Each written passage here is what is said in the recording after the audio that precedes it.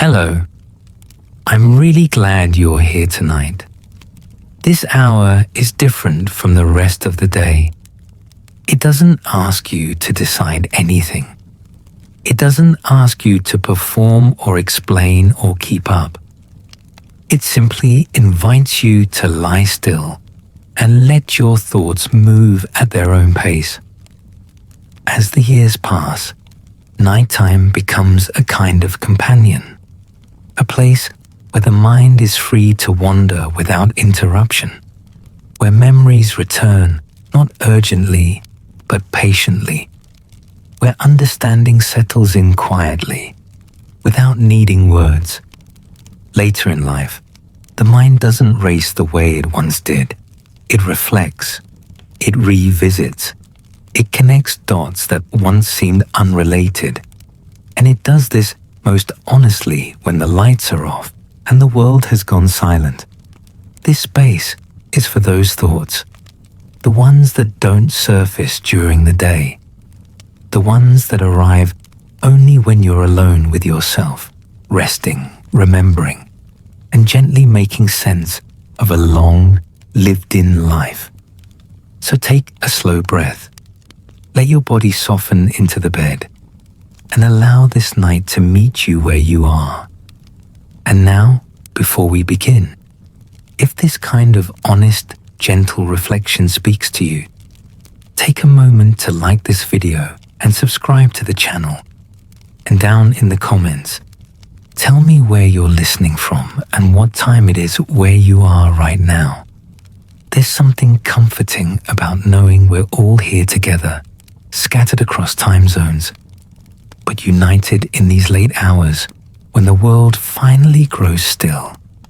So settle in, adjust your pillows, find a comfortable position, and know that for the next hour, you're not alone in whatever wisdom you're carrying, whatever understanding you've earned, whatever truths rise to the surface when the lights go out. Let's begin. You're lying here now, and the day has ended. All of it. The conversations, the obligations, the small movements from room to room, the things you meant to do and the things you actually did. All of it has settled into the past tense. It's over. It's done. It belongs to yesterday now, even if yesterday was only moments ago.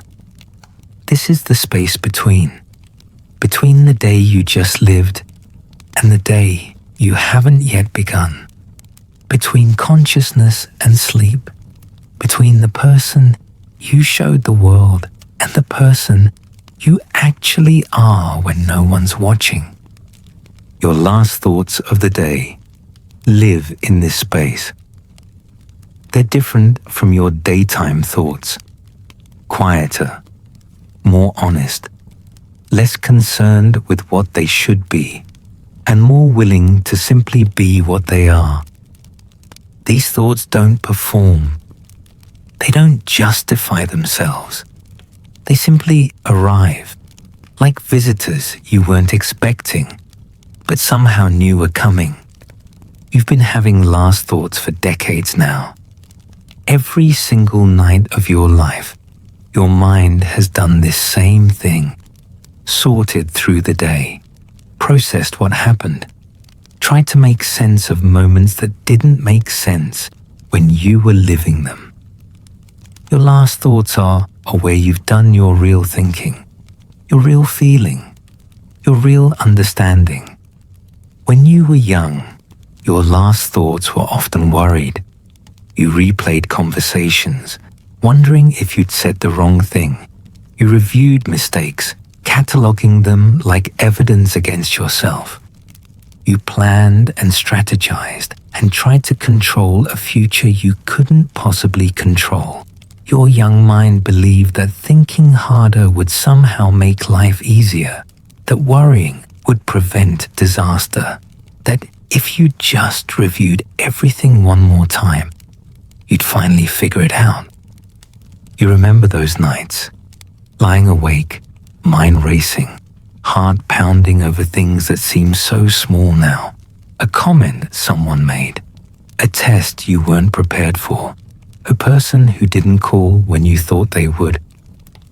Your last thoughts circled these concerns endlessly, like a record skipping, unable to move forward. But you survived those nights. You survived all that worry, and most of what you worried about never happened. Or it happened and wasn't as catastrophic as you'd imagined. Or it happened exactly as you feared and you survived it anyway and became someone different because of it. Your last thoughts have changed as you've aged. They've become less frantic, less convinced that everything depends on getting it exactly right. They've learned something your younger self didn't know, that most things resolve themselves, that most disasters are survivable, that most of what feels urgent in the moment isn't actually urgent at all. Tonight, your last thoughts are golden. Not because everything is perfect, not because you've figured everything out, but because you've lived long enough to know what matters and what doesn't. You've accumulated enough experience to recognize patterns. You've survived enough difficulties to know that you're capable of surviving.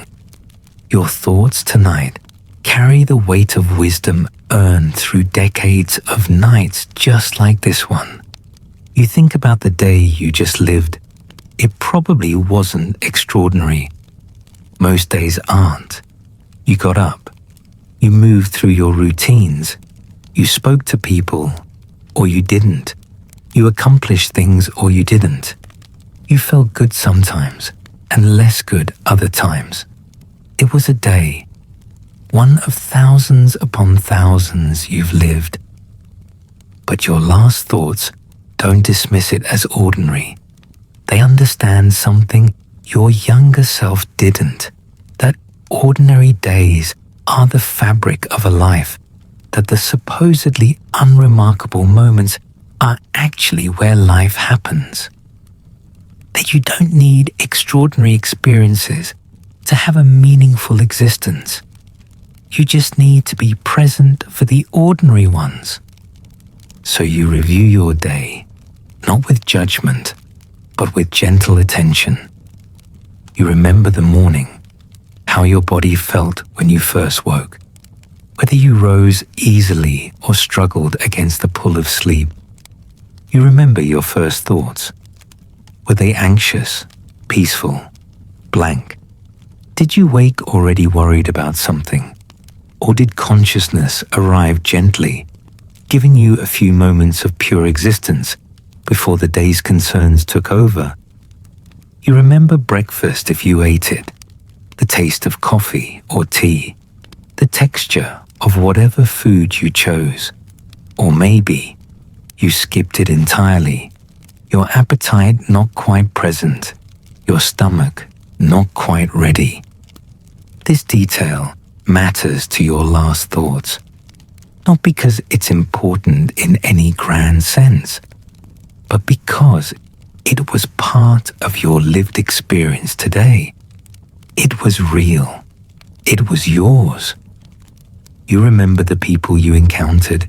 Even if you live alone, you probably saw someone, a neighbor, a clerk at a store, a face on a screen, someone's voice on the phone.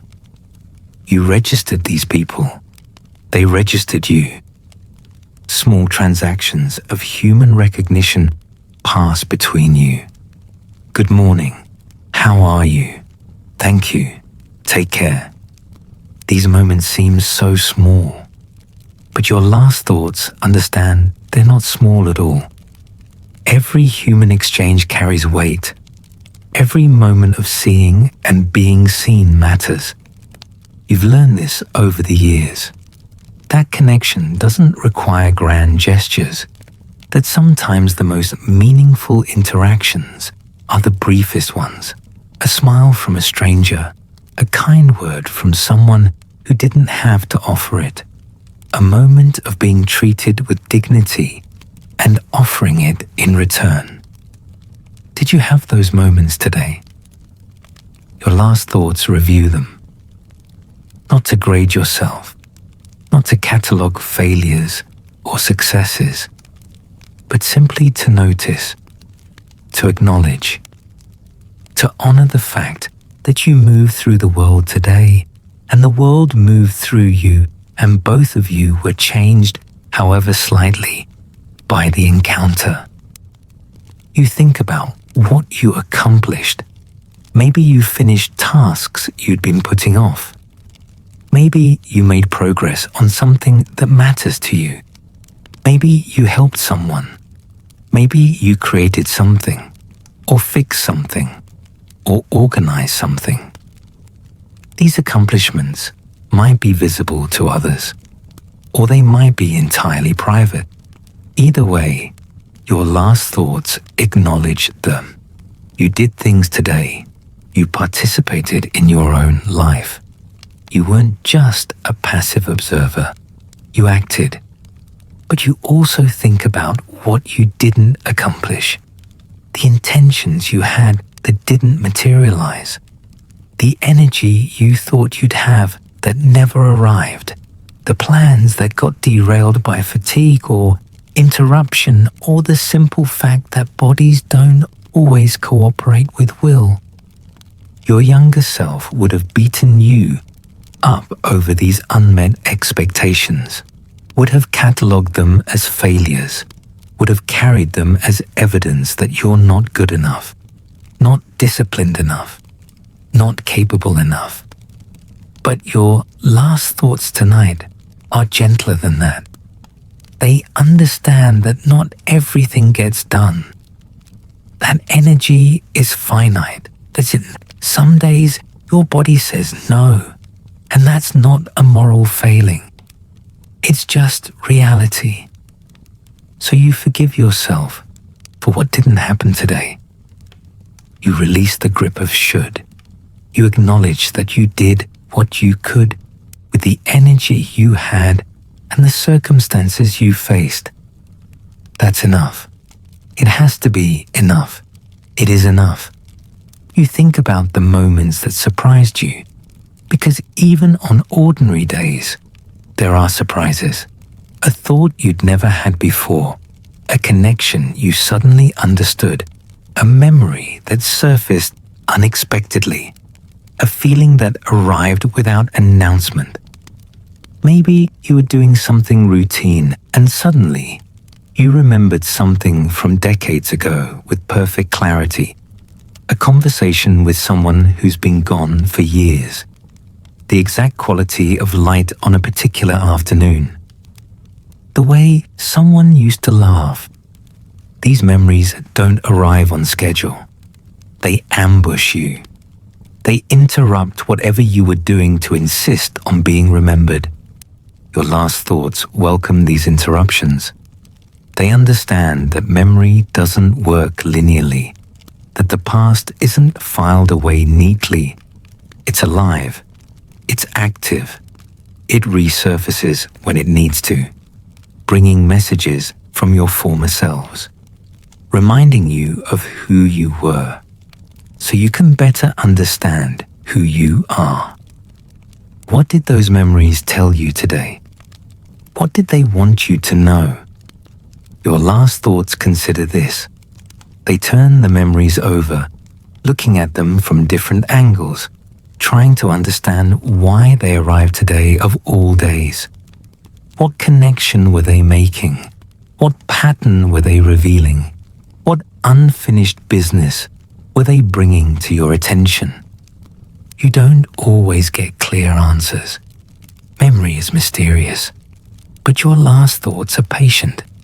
They know that understanding often comes slowly, that connections reveal themselves over time, that you don't need to force meaning.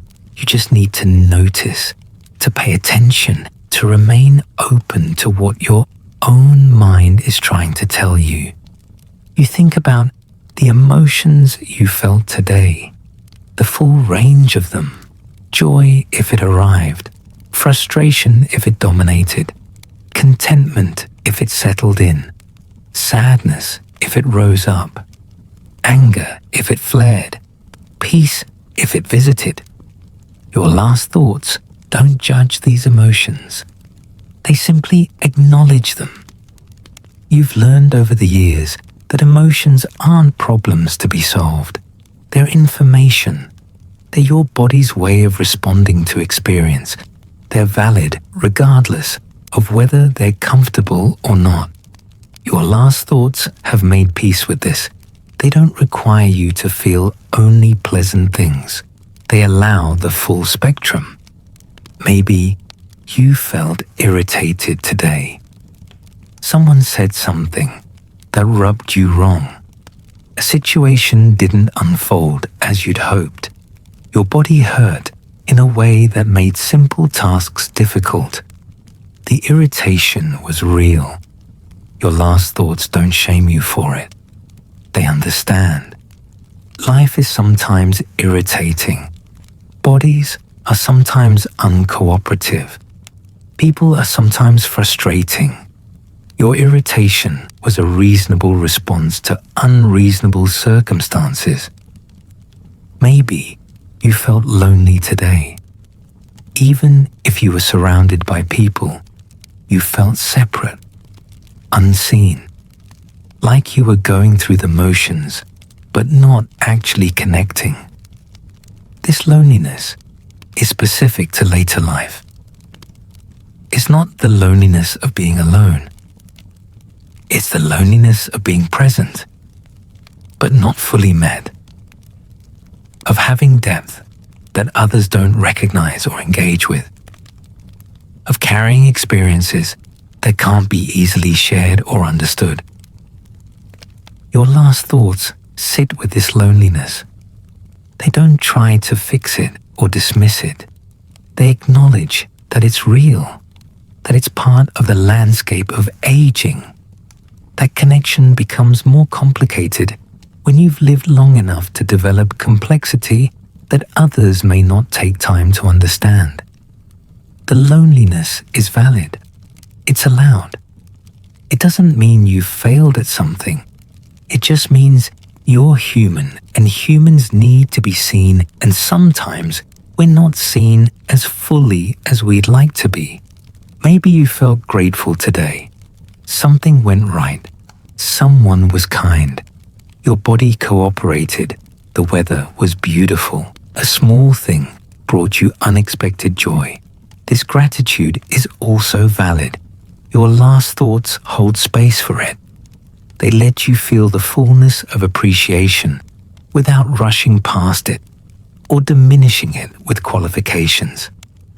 You've learned that gratitude and grief can coexist, that you can feel lucky about something while simultaneously feeling the weight of everything that's been lost. Your last thoughts are big enough to hold both. They don't require you to choose one feeling and abandon the other. They let you be complex, contradictory, fully human. You think about your body, how it felt today, what it was capable of, what it struggled with. Your relationship with your body has changed so much over the years. When you were young, you barely noticed it. It simply did what you asked.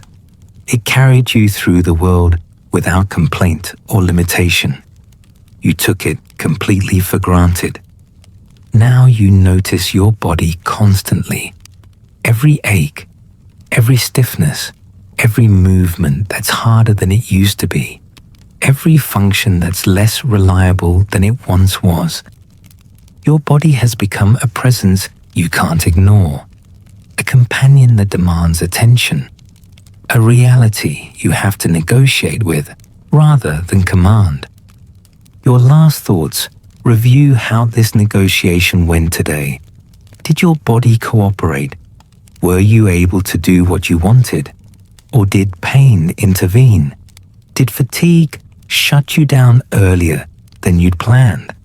Did some part of you simply refuse to function the way it's supposed to? These aren't easy questions. but your last thoughts approach them with compassion rather than frustration. Your body has carried you for decades. It's been with you through everything. Every experience you've ever had happened in this body. Every joy and every sorrow, every triumph and every failure. This body has been faithful even as it's aged, even as it's become less capable. It's still here, still trying, still doing its best.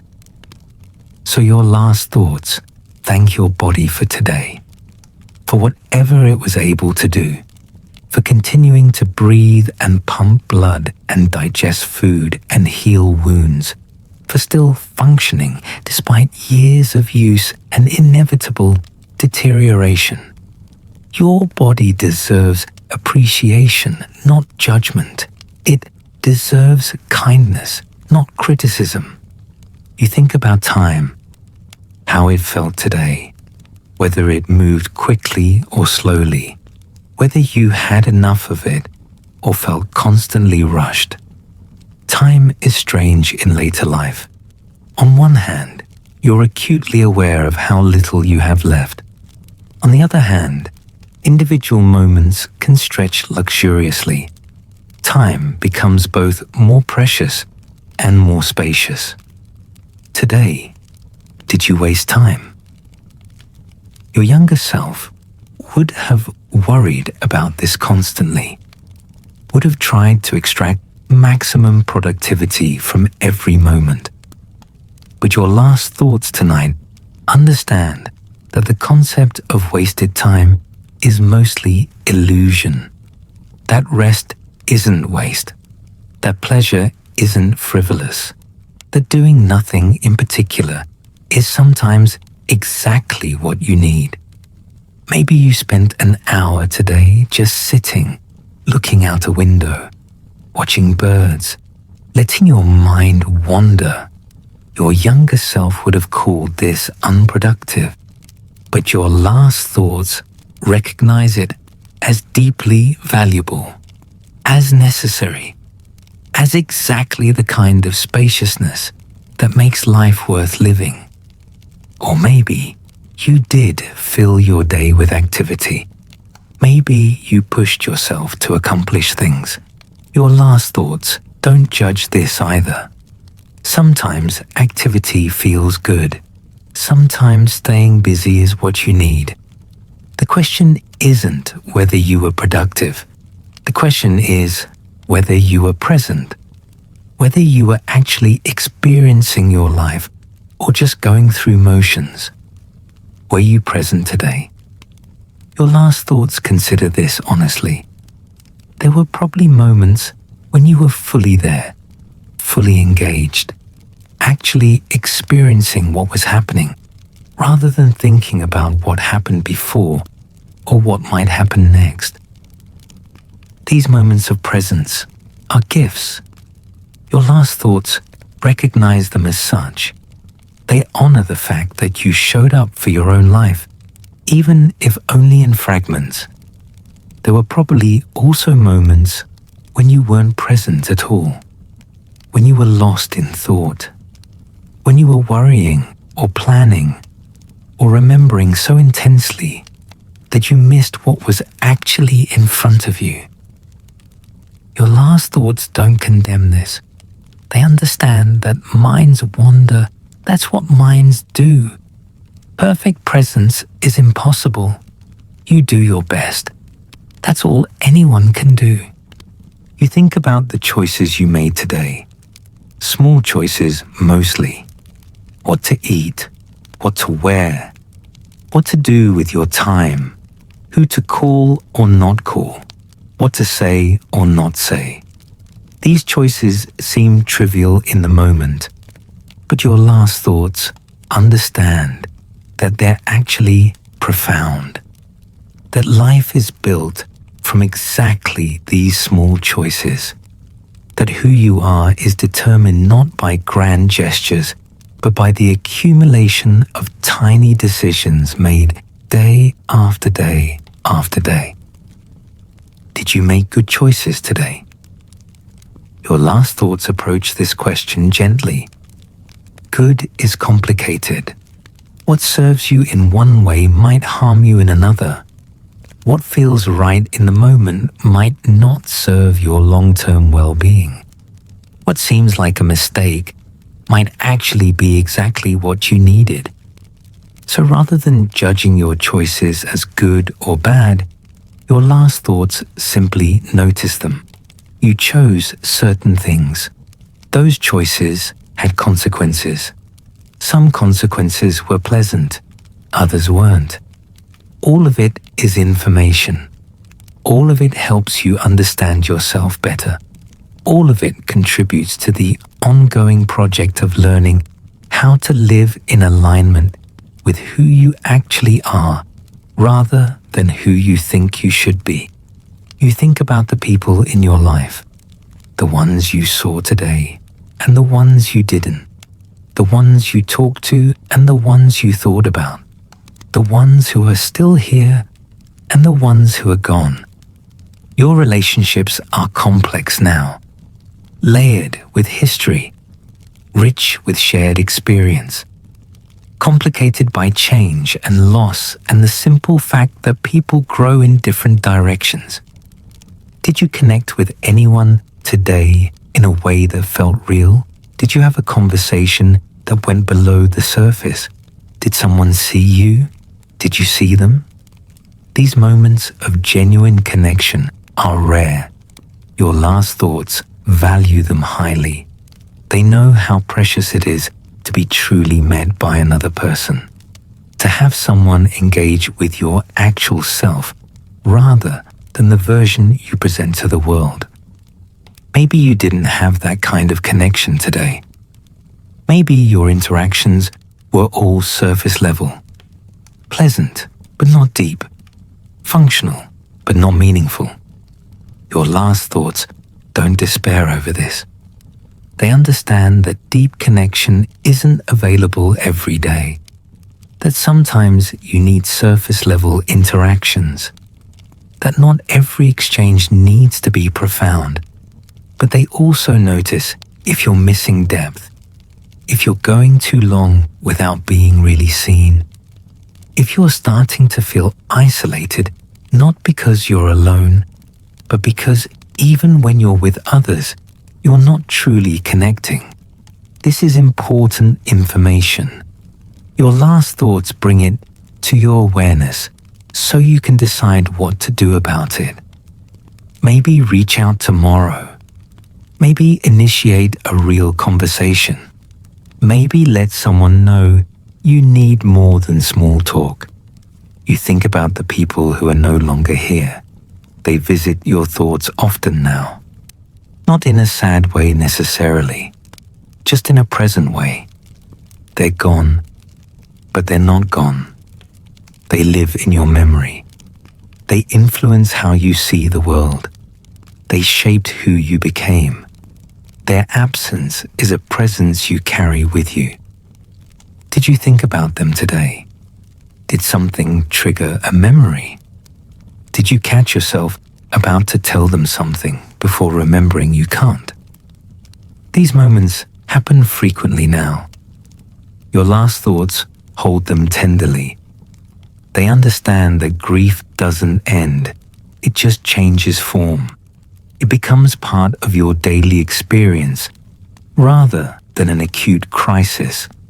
It becomes something you carry rather than something that carries you. You miss them. Your last thoughts acknowledge this simply and directly.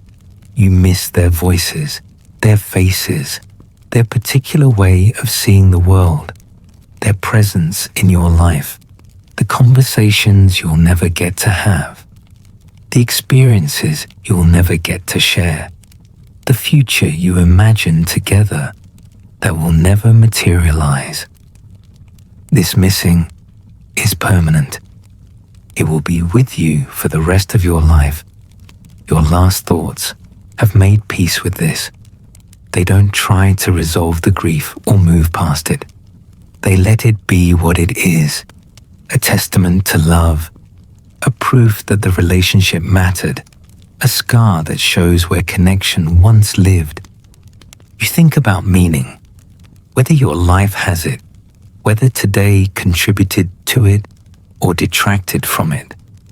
This question haunts later life. When you're young, meaning seems obvious. You're building something, working towards something, becoming something. The forward momentum creates a sense of purpose, even if you never examine it too closely. But later in life, the question of meaning becomes more urgent and more elusive. What are you building toward now? What's the point of continuing when so much has already been lived? When so much has already been lost? When the time ahead is shorter than the time behind? Your last thoughts sit with this question without forcing an answer. Because maybe meaning isn't something you create through grand achievements. Maybe it's something that emerges from how you treat people, how you show up for your own life, how you handle difficulty, how you appreciate beauty, how you remain curious, how you stay kind even when the world hasn't been kind to you. Maybe today was meaningful simply because you lived it, because you got up and moved through your hours with as much presence and compassion as you could manage, because you were gentle with yourself when you struggled, because you noticed beauty when it appeared, because you treated people with dignity, because you continued. Your last thoughts suggest that this is enough, that meaning doesn't require grand gestures, that an ordinary day, lived with attention and kindness, is actually extraordinary, that you don't have to prove anything or accomplish anything to justify your existence. You just have to be here, fully, honestly, as much as you're capable of being. You're getting tired now. Your last thoughts are beginning to loosen their grip. The day is finally releasing you. The mental review is complete. You've acknowledged what needed acknowledging. You've remembered what needed remembering. You've made peace with what happened and what didn't happen. Your body is heavy now. The bed holds you completely. The pillow cradles your head. The blankets provide weight and warmth.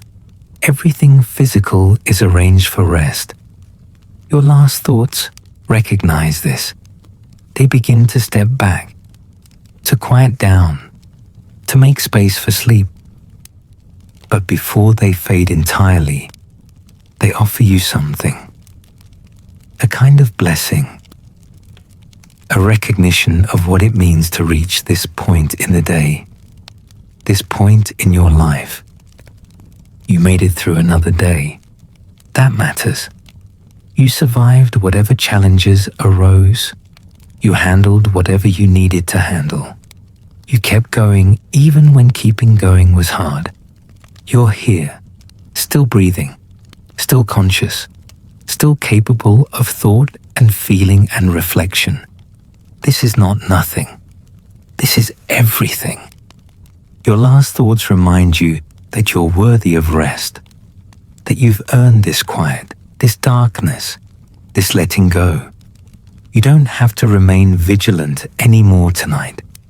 You don't have to solve anything or fix anything or figure anything out. You can simply be. Simply exist. Simply allow your consciousness to fade into whatever comes next.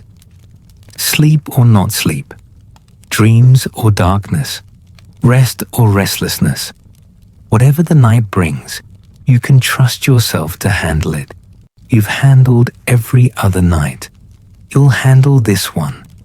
Your last thoughts turn now to wisdom, not the kind that comes from books or experts or advice columns, but the kind that accumulates slowly quietly, through decades of living, the kind that can only be earned through experience, through making mistakes and surviving them, through loving people and losing them, through building things and watching them fall apart, through continuing anyway. You have this wisdom now. It lives in you. It shapes how you see the world. It informs every decision you make, even the small ones, especially the small ones, because you've learned that life isn't actually made of big moments. It's made of thousands of tiny choices, thousands of ordinary interactions, thousands of unremarkable days that somehow add up to a life. Your younger self didn't understand this. Your younger self was waiting for life to begin, waiting for the big moments, the promotions, the achievements, the milestones, the events that would somehow validate your existence and prove you'd done it right. You believed that life was elsewhere, in the future, in some better version of yourself that you hadn't yet become. But your last thoughts tonight know differently. They know that life wasn't elsewhere. It was always right here. In the ordinary moments you were racing through to get to the supposedly important ones. In the conversations you had while thinking about other things. In the meals you ate without tasting. In the sunsets you barely noticed. In the people you loved but didn't fully appreciate until they were gone. You can't go back and live those moments differently. You can't reclaim the presence you didn't have. You can't undo the rushing and the striving and the constant feeling that you should be somewhere other than where you were. Your last thoughts don't torment you with this. They simply acknowledge it. You lived the way you knew how to live. You did your best with the awareness you had. That's all anyone can do. But you can live differently now. You can choose presence over productivity. You can choose depth over speed. You can choose quality over quantity.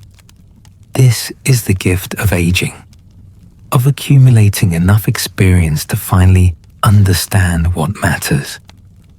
Your last thoughts remind you that you still have time. Not infinite time, but some time. Enough time to live whatever remains with more intention, more awareness, more appreciation. What do you want the rest of your life to feel like? Your last thoughts pose this question gently, not urgently, not demanding an immediate answer, just opening the possibility, just creating space for you to consider what you actually want, rather than what you think you should want.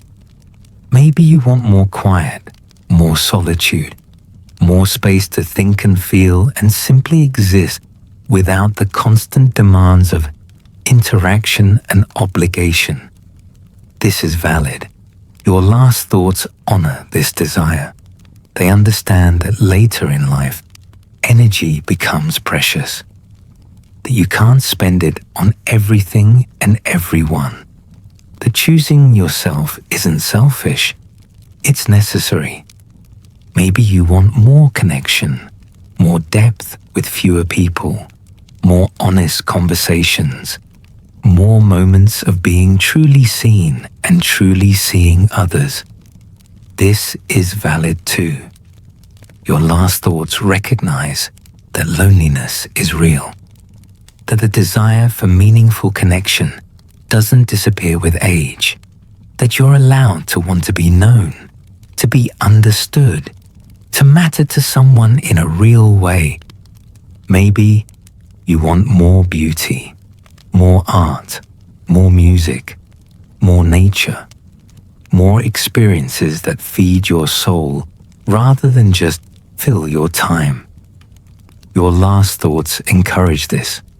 They know that beauty isn't frivolous. That aesthetic experience is deeply nourishing. That your spirit needs feeding just as much as your body does.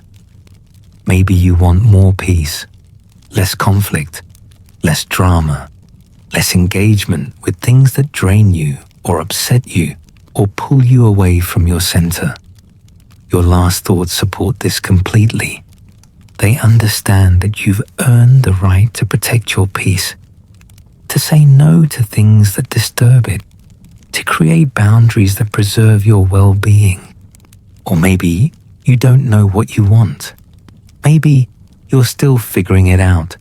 Maybe your desires change day by day. Maybe you're confused about what would actually make you happy. Your last thoughts don't judge this uncertainty. They recognize that clarity is hard, that sometimes not knowing is exactly where you need to be. That wisdom includes accepting that you don't have all the answers. You think about regret. It's hard not to at this stage of life. Hard not to look back and see the paths you didn't take, the chances you didn't seize, the words you didn't say, the risks you didn't run, the person you could have become if you'd made different choices. Regret is a heavy companion. It sits with you in the darkness.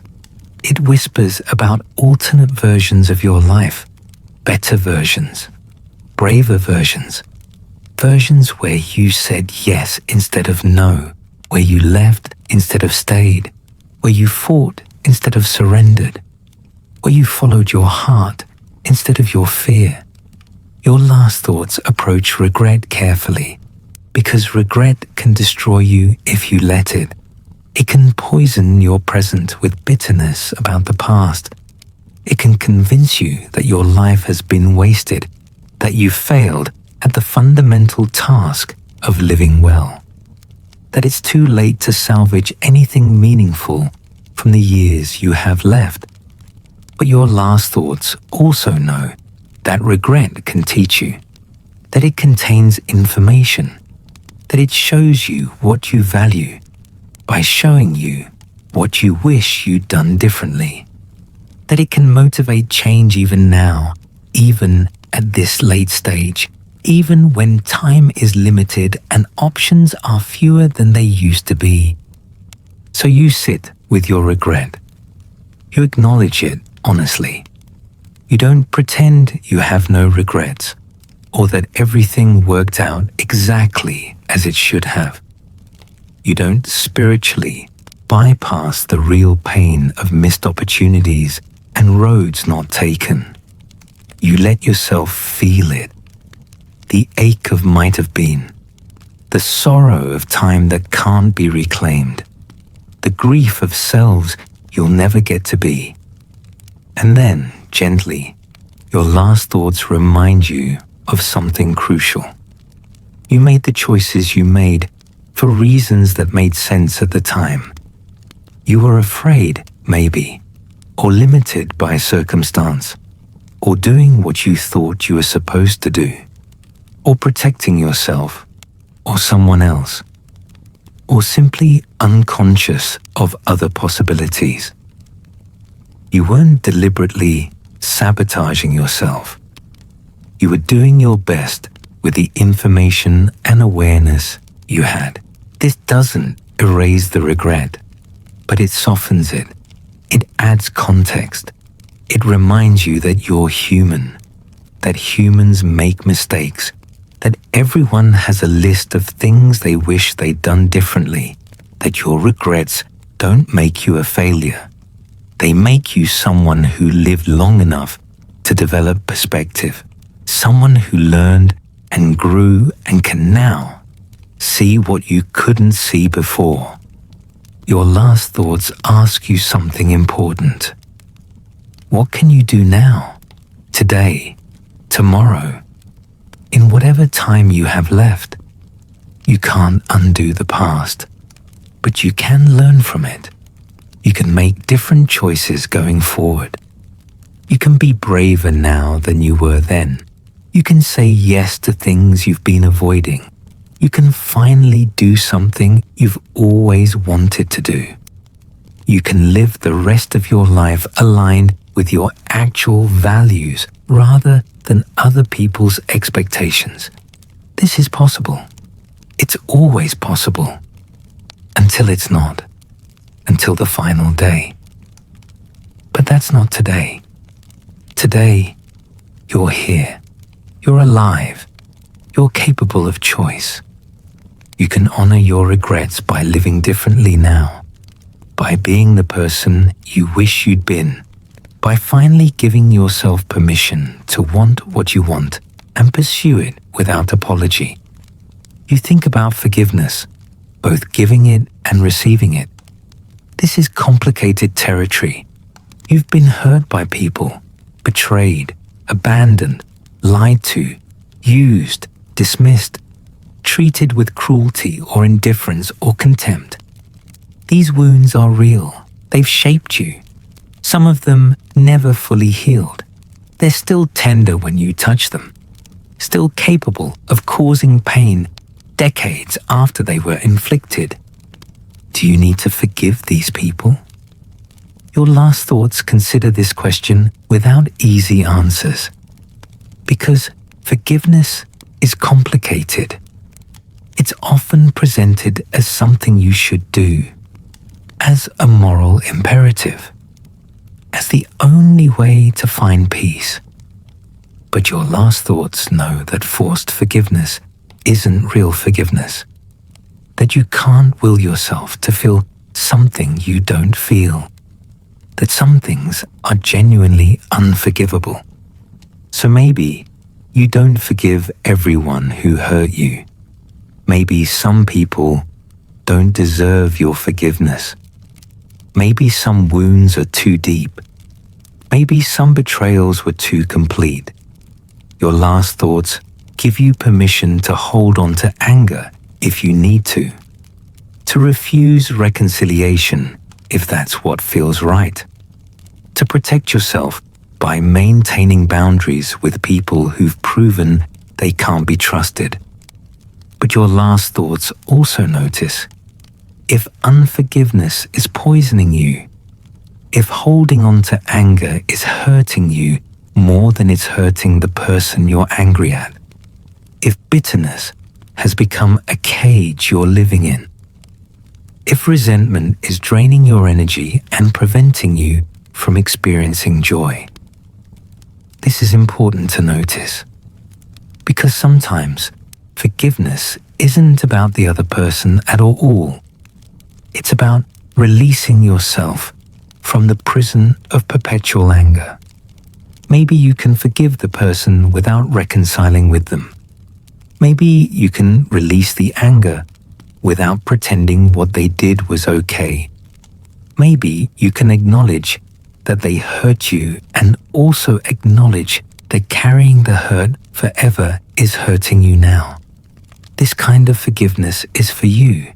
It's about choosing freedom over bitterness, peace over vindication, your own well-being over the satisfaction of holding someone accountable. And what about forgiving yourself?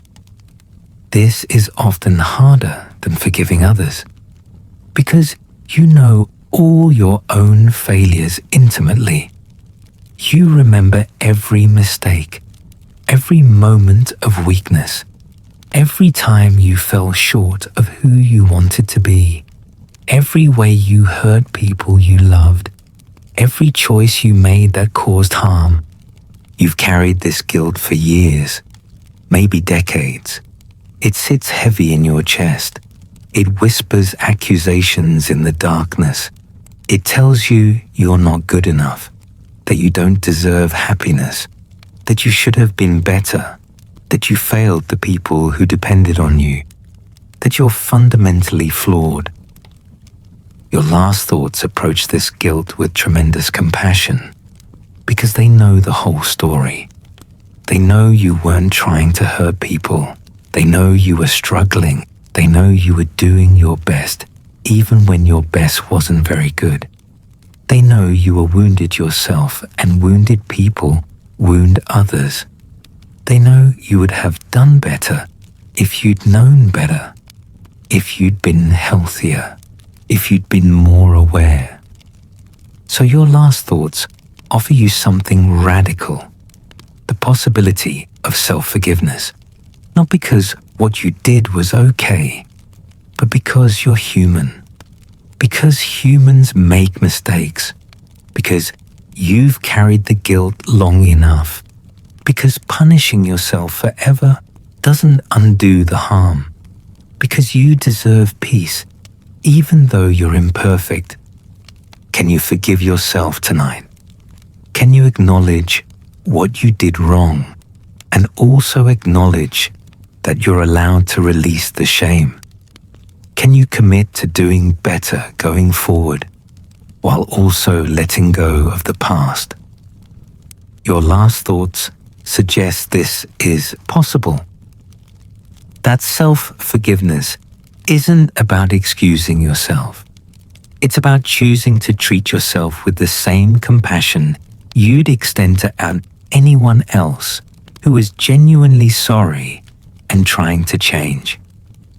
You think about gratitude.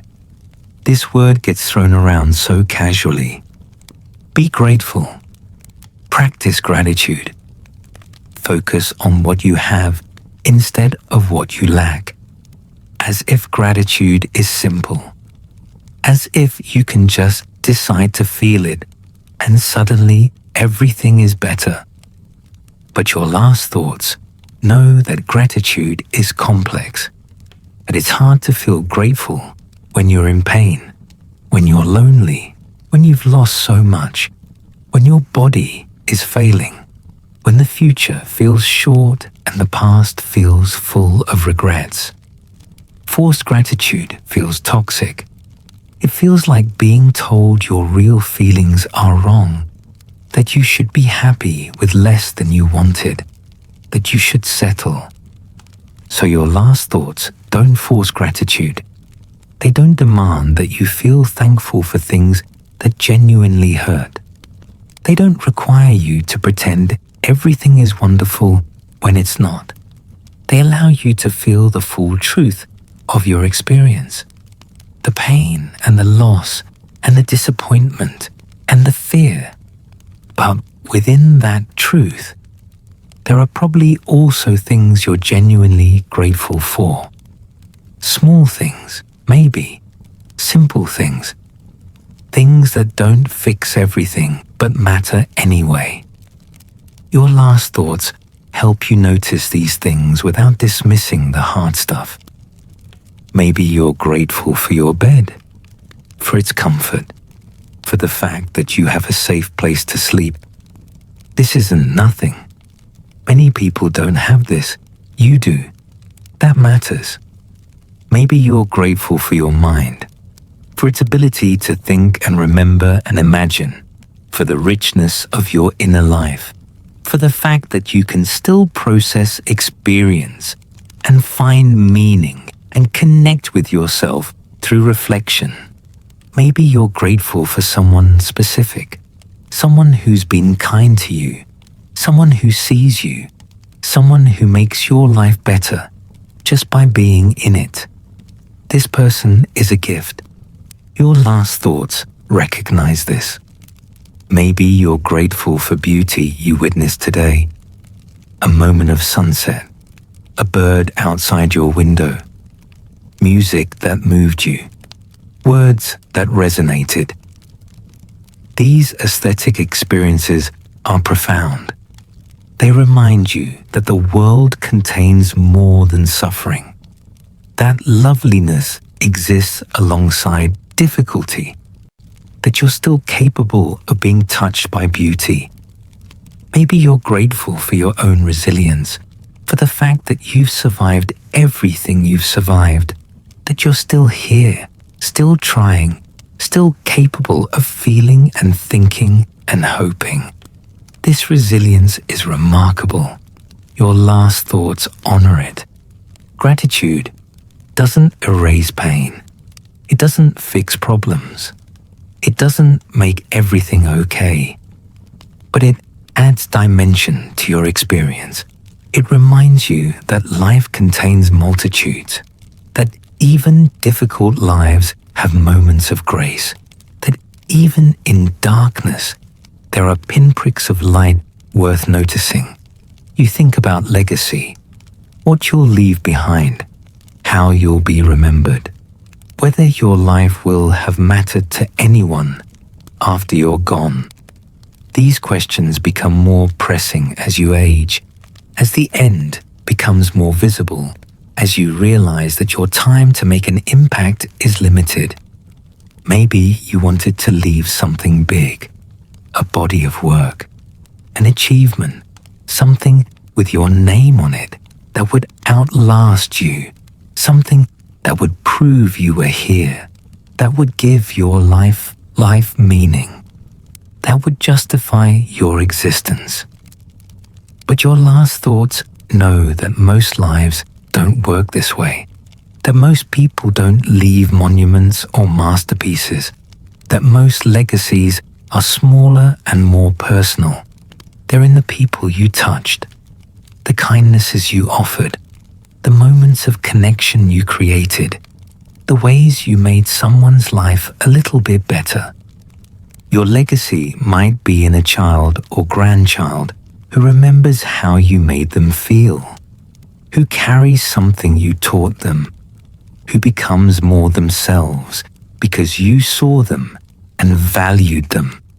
This is profound even though it's not public, even though no one will write about it or create awards in your honor. Your legacy might be in a friend who remembers your laugh, who thinks of you when they need courage, who learns something from how you handled difficulty, who became a better person because of your influence. Your legacy might be in small acts of kindness that rippled forward in ways you'll never know. The person you smiled at, who needed that smile, the stranger you helped who was struggling, the moment of grace you offered that changed someone's day or week or life. These legacies are real even though they're invisible. Even though you won't see their full impact, even though no one will trace them back to you. Your last thoughts remind you that mattering doesn't require fame, that significance doesn't require recognition, that your life has had impact whether you can measure it or not. But maybe you won't be remembered at all. Maybe everyone who knew you will eventually die too. Maybe your name will disappear. Maybe there will be no trace that you were ever here. Your last thoughts sit with this possibility honestly, because it might be true, because most lives are forgotten within a few generations, because permanence is an illusion anyway. Does this make your life meaningless? Your last thoughts say no, emphatically no, because meaning doesn't depend on permanence, because the love you felt was real, even if no one remembers it, because the beauty you experienced mattered, even if it left no record, because your consciousness, your experience, your existence was valuable in itself, not because of what it produced or who remembers it, but because it was, because you were here, because you lived. You think about hope, whether you still have it, whether it's even reasonable to hope at this stage of life. Hope for what? The future is short. The possibilities are limited. Most of your life is behind you. What is there to hope for? Your last thoughts understand that hope changes as you age, that it becomes less about grand futures and more about small continuations. You hope for more mornings, more moments of connection, more experiences of beauty, more days when your body cooperates, more chances to feel joy or peace or love. You hope for a gentle ending when it comes, for dignity in dying, for peace at the end, for not suffering too much, for being able to say goodbye. These hopes are profound, even though they're modest. They're about the quality of whatever time remains. You hope for the people you love, for their happiness, for their health, for their success in whatever matters to them. This hope extends beyond your own life. You hope for good things for them, even after you're gone. This kind of hope is generous. It's about caring beyond your own existence. Maybe you also hope for something unexpected, some surprise, some experience you haven't had yet, some connection you haven't made, some understanding you haven't reached. Your last thoughts encourage this hope, because you're not done yet, because surprises can happen at any age, because life remains capable of delighting you if you remain open to delight. Hope isn't about denying reality. It's not about pretending everything will be fine or that age doesn't bring losses. It's about remaining open to possibility, even as possibilities narrow. It's about believing that the time you have left can still contain goodness, that you can still grow, still learn, still experience things worth experiencing. You think about death. It's impossible not to at this stage of life. Death is no longer abstract. It's no longer something that happens to other people in the distant future. It's real. It's coming. It's visible on the horizon, even if you can't see exactly when it will arrive.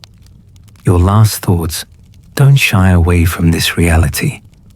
They don't pretend death isn't real or isn't frightening.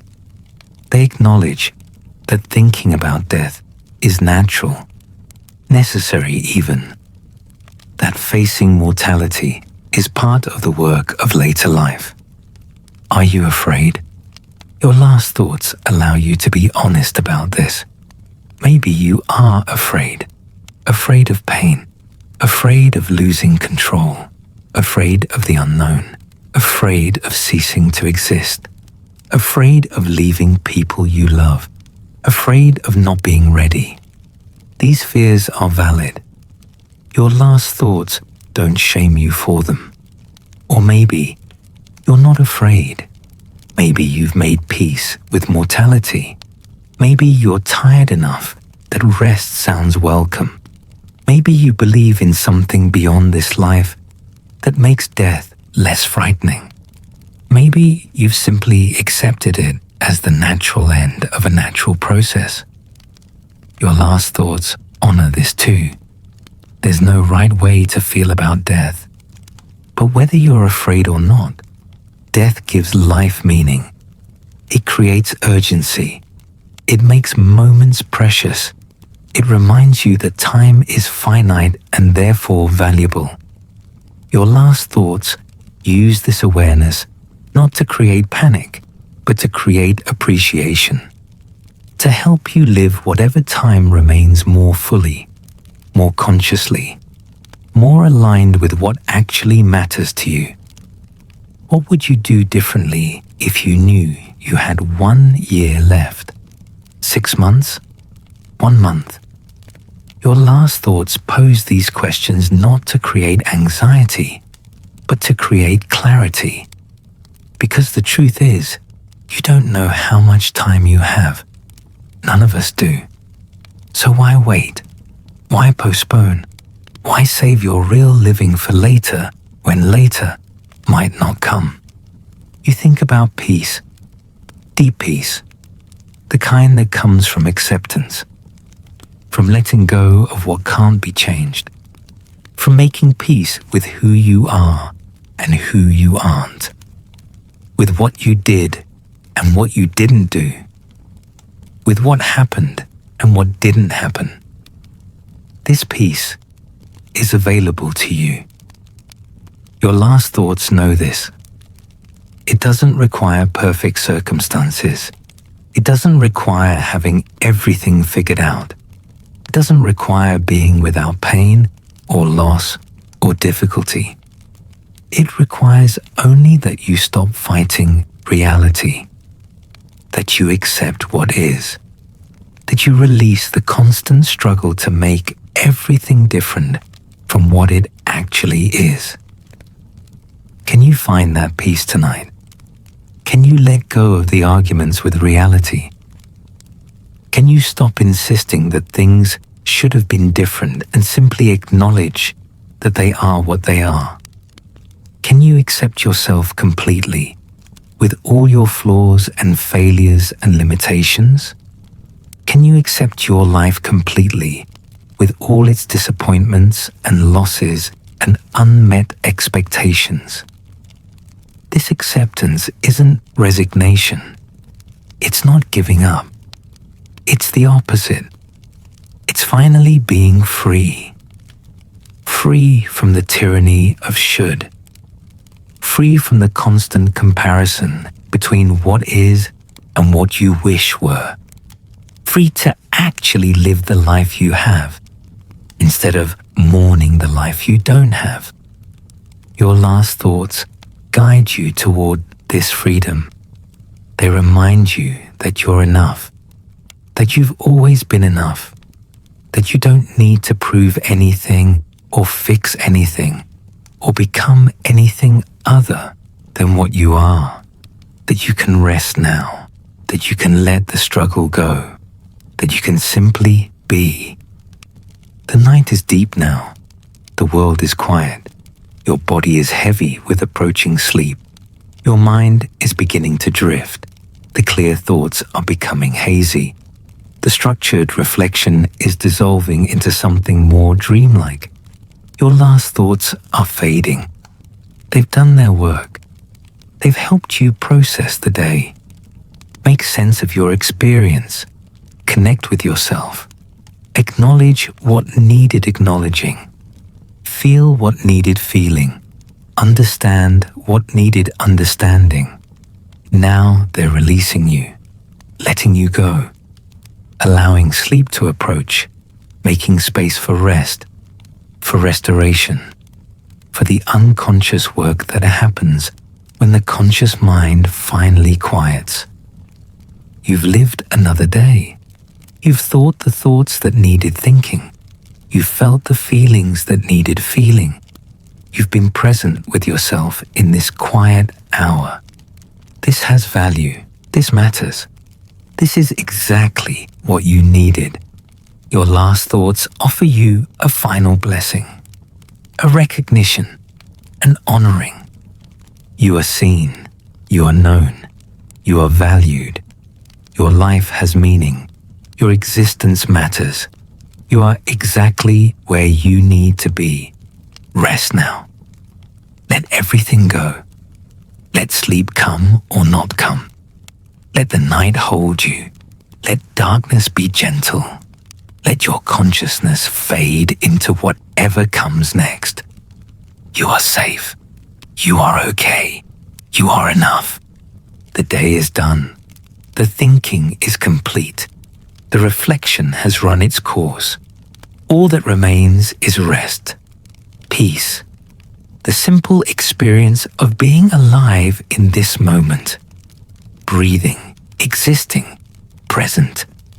Your last thoughts whisper their final words, words of comfort, words of release, words of permission. You can rest now. You can let go now. You can simply be now. Everything is okay. Everything has always been okay. Everything will continue to be okay. Sleep is coming, or quiet wakefulness, or peaceful rest somewhere between the two. Whatever arrives, you can trust it. You can allow it. You can surrender to it. The golden thoughts of the day settle like dust, like snow, like gentle rain. They cover everything. They soften everything. They make everything quiet. Your breathing slows, deepens, becomes rhythmic, automatic. Your body knows what to do. Your mind knows how to let go. You've done this thousands of times. You know the way. The last thought of the day is simple, true, complete. You are here. You are alive. You are breathing. This is enough. This has always been enough. This will always be enough. The fires die down. The stories settle. And the world grows still. Let your thoughts drift away like embers on the wind. Good night. You've journeyed far through time tonight. Now it's time to journey into dreams. Close your eyes, breathe, and let sleep find you.